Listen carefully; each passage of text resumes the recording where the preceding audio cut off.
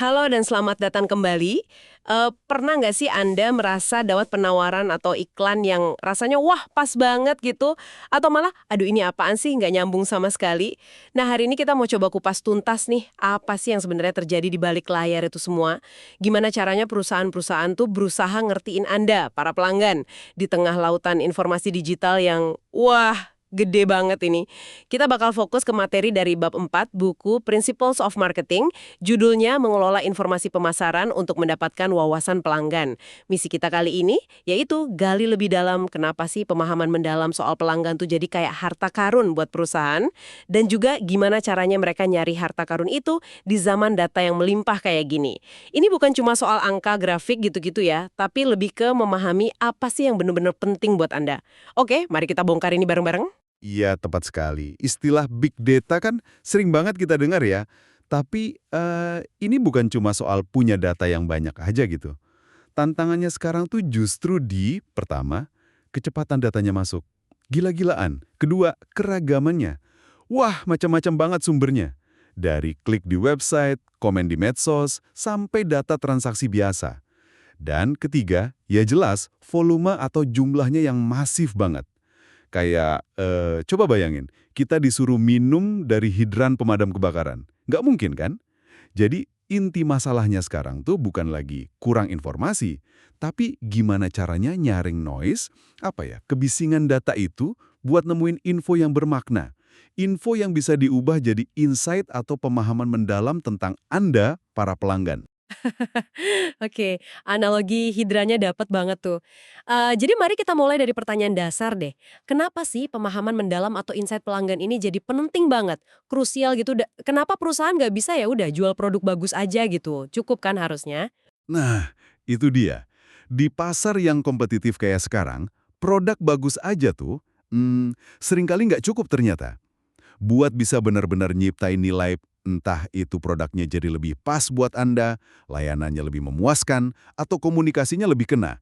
Dan juga buat bangun hubungan jangka panjang yang kuat sama pelanggan, ya pemasar itu wajib hukumnya punya pemahaman yang seger dan mendalam. Jadi bukan cuma sekedar tahu, oh umurnya sekian, tinggalnya di sini. Bukan itu, tapi ngertiin motivasinya apa, kebutuhan yang mungkin nggak dia omongin, bahkan apa sih yang bikin dia kesal atau frustrasi. Kalau nggak ada insight ini, ya ujung-ujungnya mereka cuma bisa nebak-nebak. Dan tebakan ya namanya tebakan, seringkali meleset kan? Oke, oke, masuk akal sih itu. Tapi tadi Anda sempat jinggung soal tenggelam dalam data. Kok bisa gitu? Bukannya harusnya makin banyak data makin bagus ya? Nah, itu dia. Kayak paradoks gitu ya. Banyak perusahaan emang punya akses ke data yang jumlahnya wah fantastis. Di materi kita aja disebutin contoh kayak Coca-Cola atau Apple. Itu bisa loh mantau jutaan percakapan publik setiap hari. Bayangin. Tapi data mentah segitu banyaknya itu belum tentu jadi informasi yang berguna. Apalagi jadi insight. Kalau nggak ada sistem yang pas buat ngolah, buat analisis, ya data sebanyak itu malah bisa bikin lumpuh gitu. Bingung mau mulai dari mana. Makanya, yang dibutuhin tuh bukan cuma sekedar lebih banyak data, tapi data yang lebih relevan. Dan yang paling penting, kemampuan untuk menggunakannya secara cerdas. Nah, di sini nih peran sistem itu masuk kayaknya ya. Di materi kita kan disebut tuh Marketing Information System atau MIS. Bisa nggak dijelasin pakai bahasa yang lebih gampang gitu? Apa sih MIS itu? Jangan definisi buku teks yang kaku ya. Oke. Gini, coba bayangin MIS itu kayak semacam pusat komando intelijen khusus buat pelanggan di sebuah perusahaan. Tugasnya itu nggak cuma ngumpulin data dari berbagai mata-mata, kayak tim sales, data kasir, catatan customer service, website, medsos juga, tapi juga mastiin data itu dibersihin, dianalisis, terus diubah jadi laporan intelijen. Nah, laporan intelijen ini ya insight tadi. Biar bisa dipahami dan dipakai sama para komandan, manajer pemasaran, pengembang produk, pokoknya pengambil keputusan buat bikin keputusan yang tepat sasaran. Jadi MIS ini intinya ngehubungin antara lautan data di luar sana sama kebutuhan informasi orang-orang penting di dalam perusahaan. Pusat Komando Intelijen. Oke, oke, suka saya analogi itu. Nah, terus mata-mata atau sumber informasi buat MIS ini biasanya datang dari mana aja tuh? Sumber utamanya ada beberapa nih. Pertama, yang paling dekat, itu namanya database internal. Wah, ini sering dibilang harta karun terpendam loh. Kenapa? Karena isinya data yang udah dipunya perusahaan dari interaksi langsung sama Anda. Kayak riwayat pembelian Anda apa aja, pernah komplain atau kasih masukan apa ke CS, data dari program loyalitas, aktivitas di website atau aplikasi mereka. Kalau ini digali benar-benar, wah bisa kasih insight yang kuat banget soal preferensi sama perilaku Anda. Terus yang kedua, ada namanya intelijen pemasaran kompetitif. Ini ibaratnya kayak ngintip keluar jendela gitu. Mantau apa sih yang lagi terjadi di pasar secara umum, pesaing lagi ngapain aja, tren apa yang lagi naik daun, orang-orang ngomongin apa soal industri atau merek kita di medsos atau forum online. Nah, ini penting buat antisipasi, lihat peluang, atau mungkin ancaman. Oke, internal database, terus intelijen kompetitif. Dan yang ketiga yang paling sering kita dengar kayaknya riset pemasaran, ya kan? Bedanya apa tuh sama dua yang tadi? Betul, yang ketiga riset pemasaran. Bedanya gini, kalau database internal sama intelijen kompetitif itu kan sifatnya lebih ke ngumpulin data yang udah ada atau tersedia publik secara terus-menerus ya.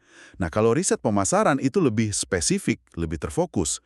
Jadi dilakuin secara sistematis buat jawab pertanyaan atau masalah pemasaran yang khusus. Contohnya, konsumen bakal suka nggak ya kalau kita keluarin rasa baru ini? Atau, kenapa ya penjualan produk X kok turun di daerah Y? Prosesnya lebih terstruktur gitu. Oke, proses terstruktur. Nah, di materi kita disebut ada 4 langkah utama nih dalam riset pemasaran. Bisa diurai sedikit langkah-langkahnya apa aja? Tentu. Langkah pertama, dan ini paling krusial banget, yaitu mendefinisikan masalah dan tujuan riset. Kalau salah nentuin masalah di awal, wah bisa kacau. Hasil risetnya bisa nggak relevan sama sekali nanti. Di sini kita tentuin, kita mau ngapain sih riset ini? Mau eksplorasi ide baru? Atau mau deskripsiin pasar atau konsumen, kayak demografinya gimana, sikapnya gimana, atau mau nguji hubungan sebab akibat. Misalnya, apa benar iklan A bikin penjualan naik? Itu namanya riset kausal. Contohnya kayak Chipotle waktu mau nambahin layanan drive-thru. Nah, mereka itu butuh riset deskriptif yang jelas dulu. Siapa sih target pasarnya? Seberapa minat mereka? Perilakunya gimana? Gitu. Oke, jadi tujuannya harus jelas dulu ya. Habis itu? Nih, ditentuin data apa aja persisnya yang kita butuhin. Bisa nggak pakai data yang udah ada? Itu namanya data sekunder. Biasanya lebih cepat dan murah. Atau kita perlu ngumpulin data baru sendiri. Ini data primer, lebih relevan, tapi ya butuh usaha lebih, biaya juga. Kalau butuh data primer, gimana cara ngumpulinnya? Pendekatannya apa? Mau observasi, survei, atau eksperimen? Terus metode kontaknya gimana? Mau online, telepon, atau ketemu langsung? Sampelnya siapa? Berapa banyak orang? Nah, rencana ini harus detail banget. Berarti langkah ketiga udah pasti pelaksanaannya ya? Ngumpulin sama analisis data itu. Tepat sekali. Langkah ketiga itu mengimplementasikan rencana riset. Ini tahap turun ke lapangannya lah. Bisa nyebar kuesioner, wawancara, ngamatin perilaku orang, atau jalanin eksperimen. Terus, data yang udah kekumpul itu diolah, dianalisis. Bisa pakai statistik, bisa pakai metode kualitatif, buat nyari pola dan makna di balik data itu. Dan yang terakhir, langkah keempat, Langkah keempat, menginterpretasikan dan melaporkan temuan. Jadi data sama analisis aja tuh belum cukup. Hasilnya harus diinterpretasiin, diterjemahin jadi kesimpulan dan rekomendasi yang jelas, yang bisa ditindaklanjuti sama manajemen. Jadi temuan ini artinya apa sih buat strategi pemasaran perusahaan ke depan? Gitu kira-kira. Oke. Coba kita dalami dikit deh soal cara ngumpulin data primer tadi. Anda sebut ada observasi, survei, eksperimen, kok kedengarannya kayak metode ilmiah ya? Iya, memang ada kemiri pramira sih. Survei, misalnya ya, ini yang paling umum lah kita temuin. Bisa lewat kuesioner online, di telepon, atau wawancara tatap muka. Ini fleksibel banget buat dapetin informasi deskriptif, kayak pengetahuan Anda soal produk, sikap Anda, preferensi, atau perilaku belanja Anda gimana. Terus ada eksperimen. Nah, ini paling pas kalau mau nyari hubungan sebab akibat. Contohnya, mau ngetes nih, mana yang lebih bikin orang pengen beli, kemasan A atau kemasan B? Dengan cara ngasih perlakuan beda ke kelompok orang yang beda, tapi faktor lainnya dikontrol. Nah, kalau observasi gimana? Ngamatin orang gitu kedengarannya agak gimana ya? Kayak nguntit. Hahaha, ya nggak gitu juga konsepnya. Observasi di sini maksudnya ya mengamati perilaku yang relevan aja, dalam konteks alami atau mungkin di setting terkontrol. Salah satu bentuk yang menarik banget dan dibahas juga di materi kita itu namanya riset etnografi. Ini bukan cuma sekedar ngeliatin dari jauh loh, tapi melibatkan periset terlatih yang benar-benar membenamkan diri gitu, masuk ke dalam lingkungan alaminya konsumen. Membenamkan diri. Waduh, kayak gimana tuh contohnya? Ada contoh bagus tuh di sumber kita, dari produsen bir Coors. Jadi tim mereka itu nggak cuma nyebar survei, tapi mereka secara anonim ya, ikutan nongkrong di bar, di pesta, atau tempat kumpul lainnya. Mereka nyebutnya outpost. Di sana mereka ngamatin sambil interaksi santai gitu, buat ngerti gimana sih sebenarnya konsumen kelas menengah Amerika itu milih bir, minumnya gimana, makannya apa, cara sosialisasinya gimana. Jadi bukan cuma apa yang konsumen bilang akan mereka lakukan di survei, tapi apa yang benar-benar mereka lakuin di lapangan. Wah, itu sih kedengarannya intens banget ya. Tapi emang apa kelebihannya dibanding, katakanlah kita tanya langsung aja lewat survei gitu? Nah, yang menarik di sini adalah riset etnografi kayak gini tuh bisa ngungkap insight yang mungkin nggak bakal pernah terucap deh di survei atau wawancara formal. Ada hal-hal yang orang lakuin, itu kayak naluriah aja. Atau mungkin mereka sendiri nggak sadar kenapa ngelakuin itu. Atau bahkan mungkin agak malu gitu kalau mau ngaku di survei. Nah, observasi langsung di habitat aslinya, ini bisa nangkep nuansa perilaku, konteks sosialnya, sama kebutuhan yang tersembunyi, yang susah diungkap pakai kata-kata. Jadi pemahamannya lebih kaya, lebih autentik. Tapi bukan metode kayak gitu pasti mahal ya. Terus butuh waktu lama juga kan dibanding misalnya survei online cepat. Anda benar banget. Itu salah satu, trade-off utamanya lah. Riset etnografi emang cenderung lebih mahal, makan waktu, dan biasanya sampelnya juga nggak bisa banyak-banyak. Makanya, milih metode riset itu ya tergantung banget sama tujuan risetnya apa, budgetnya berapa, waktunya ada berapa lama. Kalau survei online, di sisi lain, ya unggulnya di kecepatan, biaya murah, bisa jangkau banyak orang. Meskipun mungkin kedalamannya nggak kayak etnografi. Dan ada tantangan juga soal sampelnya beneran mewakili atau enggak. Oke. Jadi ada macam-macam cara nanya atau ngamatin ya. Tapi kan sekarang udah era digital nih. Kayaknya ada pergeseran gede banget ya ke arah manfaatin jejak digital yang kita tinggalin di mana-mana. Betul sekali.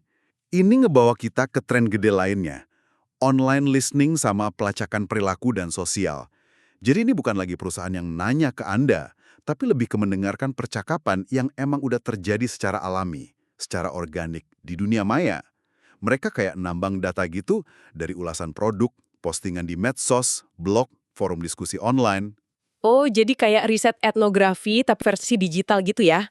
Dan skalanya bisa lebih gede. Bisa dibilang gitu sih. Kelebihannya, ini bisa nangkep opini sama sentimen konsumen secara spontan, nggak diminta. Dan seringkali pakai bahasa mereka sendiri yang otentik banget. Anda bisa ngerasain langsung tuh passionnya, keluhannya, atau rasa senangnya konsumen. Ini ngasih insight yang beda dari riset yang terstruktur, jadi bisa melengkapi gambaran dari metode tradisional. Atau Customer Relationship Management masuk kan ya? Persis. CRM itu bukan cuma soal software ya sebenarnya, tapi lebih ke strategi yang didukung teknologi tentunya, buat ngelola semua interaksi perusahaan sama Anda, para pelanggan, dan juga calon pelanggan. Tujuannya ya buat bangun hubungan yang lebih kuat, ningkatin loyalitas. Nah, software CRM ini bantu ngintegrasiin data dari macam-macam titik sentuh atau touch points, kayak data pembelian, layanan pelanggan, interaksi medsos, kunjungan website, biar jadi satu pandangan utuh, sering disebut pandangan 360 derajat tentang tiap pelanggan. Nah, dalam menggunakan data, mereka tuh nggak cuma tahu film atau serial apa yang Anda tonton, tapi mereka tahu kapan Anda nonton, pakai perangkat apa, nontonnya berapa lama, Anda nonton sampai habis atau berhenti di tengah jalan, bagian mana yang Anda ulang-ulang, rewind, bagian mana yang Anda lewatin cepat, fast forward, bahkan kapan Anda neken tombol pause. Sedetil itu. Hah, sedetail itu ya? Agak ngeri juga ya ngebayanginnya. Terus data sedetail itu dipakai buat apa sih sama mereka? Nah, di sini di pinternya mereka. Pertama, yang paling jelas kelihatan, ya buat ngasih rekomendasi yang super personal. Algoritma mereka itu terus belajar selera Anda, terus nyajiin pilihan tontonan yang kemungkinan besar bakal Anda suka. Ya ini yang bikin kita sering ketagihan kan, terus balik lagi ke Netflix. Tapi bukan cuma itu aja loh. Oh, ada lagi. Apa tuh? Yang lebih keren lagi, Netflix itu pakai analisis data ini buat memprediksi potensi sukses sebuah serial sebelum mereka mutusin buat produksi. Jadi kesuksesan besar kayak House of Cards atau Orange is the New Black itu bukan hasil taruhan buta. Mereka udah punya data yang kuat yang nunjukin kalau ada nih audiens potensial buat cerita kayak gitu berdasarkan preferensi nonton jutaan pelanggan mereka. Hasilnya gimana? Materi kita nyebutin tuh, tingkat kesuksesan acara baru Netflix itu bisa nyampe hampir 70%. Coba bandingin sama jaringan TV biasa, rata-rata cuma 35%. Luar biasa kan bedanya? Makanya mereka berani banget investasi gila-gilaan buat bikin konten original. Kayak tahun 2016 saja, mereka keluarin 6 miliar dolar. Wow, 70% banding 35% itu jauh banget bedanya. Itu sih benar-benar ngubah cara kerja industri hiburan ya. Nah, itu kan contoh dari raksasa teknologi. Kalau buat bisnis yang lebih kecil gimana? Atau bahkan organisasi nirlaba gitu. Apa mereka butuh juga riset-riset kayak gini? Oh tentu saja, penting banget juga buat mereka. Skalanya mungkin beda ya, metodenya juga mungkin lebih sederhana, tapi prinsip dasarnya sama aja. Pahamin pelanggan atau audiens Anda itu kunci sukses. Di materi kita ada contoh bagus tuh, Biben Talkers. Ini usaha dry cleaner kelas atas. Sebelum dia buka, pemiliknya itu ngelakuin riset pasar informal. Ya ngobrol-ngobrol aja sama calon pelanggan potensial, ngamatin layanan pesaing gimana. Dari situ dia nemuin insight. Ternyata ada kebutuhan nih buat layanan dry cleaning yang kualitasnya bagus, tapi juga super nyaman.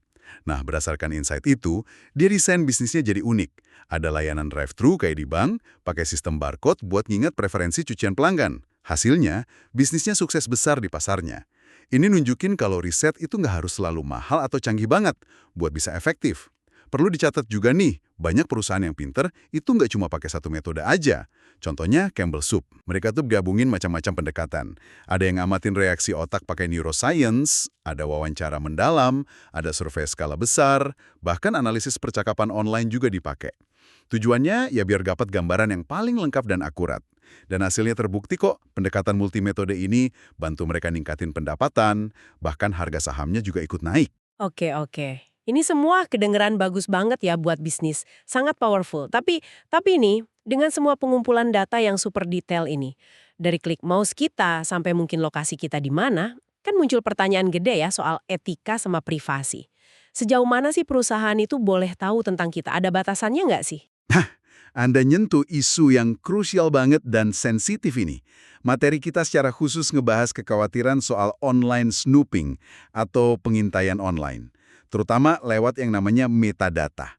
Metadata ini kayak data tentang data gitu. Misalnya, kapan dan dari mana lokasi Anda ngirim email. Atau sama siapa sih Anda paling sering interaksi di media sosial. Contoh dari riset MIT yang dikutip di materi itu cukup bikin kaget sih. Cuma dengan 4 potong informasi tambahan aja, yang kelihatannya anonim ya, kayak lokasi check-in di Foursquare atau jam nge-tweet, mereka tuh bisa ngidentifikasi 90% pengguna kartu kredit yang datanya sebenarnya udah dianonimkan. 90% cuma dari 4 data tambahan. Itu mengejutkan sekaligus bikin khawatir ya. Terus gimana perasaan konsumen pada umumnya soal ini? Kekhawatiran itu nyata banget dan luas loh. Survei nunjukin kalau mayoritas besar orang, di Amerika aja disebut lebih dari 90% menurut data yang ada, itu ngerasa kehilangan kendali atas informasi pribadi mereka yang dikumpulin sama perusahaan. Isu privasi ini jadi salah satu tantangan terbesar, mungkin yang paling pelik ya, buat industri pemasaran sekarang ini, apalagi di dunia digital. Memahami dilema etika ini penting banget buat Anda sebagai pembelajar, biar dapat gambaran utuh. Nggak cuma manfaatnya buat bisnis, tapi juga implikasinya buat kita semua sebagai individu. Oke, jadi kalau kita coba tarik benang merahnya nih dari obrolan kita, mengelola informasi pemasaran di era sekarang ini tuh bukan lagi sekedar soal ngumpulin data sebanyak-banyaknya ya. Tapi ini udah jadi kayak seni sama sains gitu. Buat ngubah volume data yang gede banget itu jadi pemahaman yang benar-benar dalam. Jadi insight yang nyata tentang Anda, para pelanggan. Tujuannya sih sebenarnya mulia ya, buat bangun hubungan yang lebih otentik, lebih beneran, dan ngasih nilai yang emang relevan buat kita. Jadi apa artinya semua ini buat kita? Ya sederhananya sih, perusahaan yang mampu benar-benar mendengarkan, entah itu lewat survei, observasi langsung, atau analisis data digital, dan benar-benar memahami pelanggannya secara mendalam, nah itulah yang kemungkinan besar bakal bisa berkembang dan bertahan di masa depan. Informasi jadi kayak fondasi buat hubungan, bukan cuma alat buat transaksi jual-beli aja. Tepat sekali. Dan proses transformasi dari data mentah jadi insight yang bisa ditindaklanjuti, yang actionable, itu benar-benar jadi jantungnya. Nggak ada satu metode ajaib sih. Perusahaan yang sukses itu biasanya pinter banget ngegabungin macam-macam pendekatan. Tradisional iya, digital juga iya, biar bisa ngelukis gambaran 360 derajat yang kaya banget tentang pelanggan mereka dan juga dinamika pasar. Nah, sebagai penutup nih buat diskusi kita kali ini, ada satu pertanyaan reflektif mungkin ya buat Anda bawa pulang dan renungkan. Kita semua kan sadar atau nggak sadar ngebagiin banyak banget data tiap hari.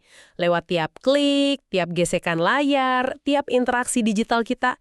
Pertanyaannya gini, gimana ya caranya Anda bisa nerapin prinsip-prinsip pengelolaan informasi yang tadi kita bahas, kemampuan buat nyaring, evaluasi, manfaatin informasi cara cerdas, nggak cuma kalau Anda kerja di bidang pemasaran aja, tapi juga dalam kehidupan pribadi Anda sendiri. Buat bikin keputusan yang lebih baik mungkin, atau buat memahami dunia di sekitar Anda dengan lebih kritis, dan mungkin juga buat ngelindungin privasi Anda sendiri di tengah lautan data ini. Oke deh, terima kasih banyak sudah menyimak pembahasan mendalam kita kali ini ya. Semoga ada manfaatnya dan sampai jumpa lagi di kesempatan berikutnya.